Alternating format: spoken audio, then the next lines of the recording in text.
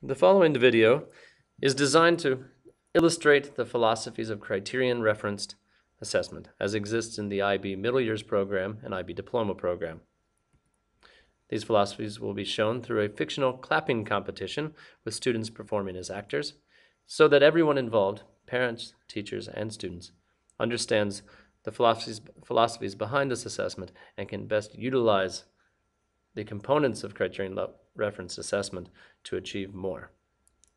Let's begin the competition. And first of all, we meet our distinguished judges. Or maybe they're not that distinguished. However, these judges are ready to judge our first contestant in the clapping competition, and they're going to be scoring him on his ability to clap on a scale of 1 to 9.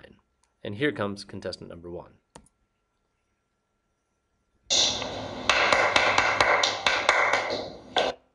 Now, contestant number 1 understood how to clap. He had been to many sporting events, he had good school spirit, and he didn't really spend a lot of time preparing or thinking about it because it was kind of an obvious assignment.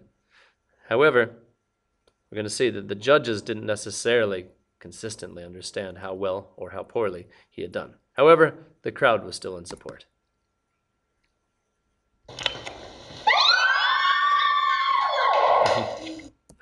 But the judges scored him from the range of an 8 all the way down to a 2, with 3 totally different scores. They quickly looked at each other and said, "Ooh, let's just add these together and take an average." And adding them up, they had 15 divided by 3. That gave them a 5, and they called that the score for the contestant. But then contestant number 1 and 3 looked at each other and said, "Whoa, you had the second highest possible, and I had the second lowest possible. What are you looking for?"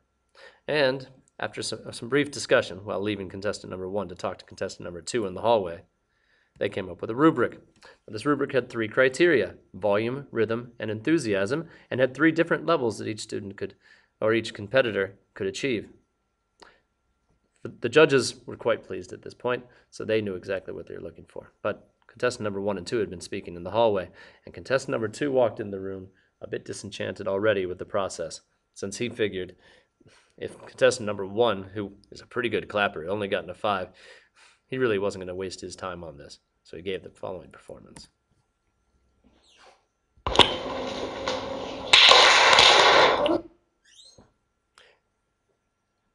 The crowd was still very supportive.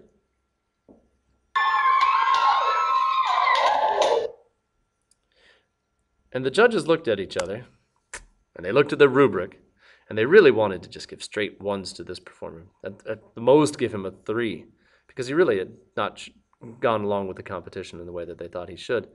But as they reflected back, they did recognize that there was excellent volume, and it did reverberate loudly in the room. Since they had designed this rubric, they discussed and they standardized, and they rewarded the contestant number 2 a 5, a 3 for volume, and a 1 in the other 2 criteria.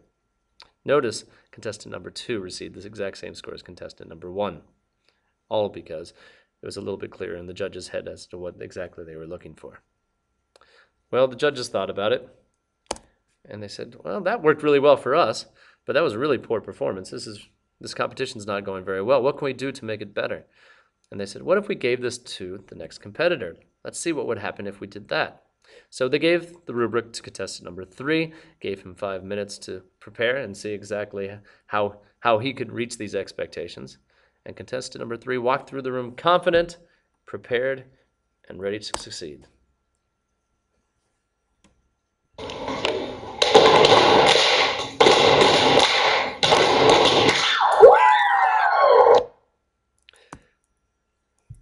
The judges looked at the rubric, felt that the volume was excellent, there was reverberation, there was very original rhythm that repeated successfully at least 3 times through, and there was great enthusiasm enhancing overall performance, smiles, and there was that whoop that came at the end.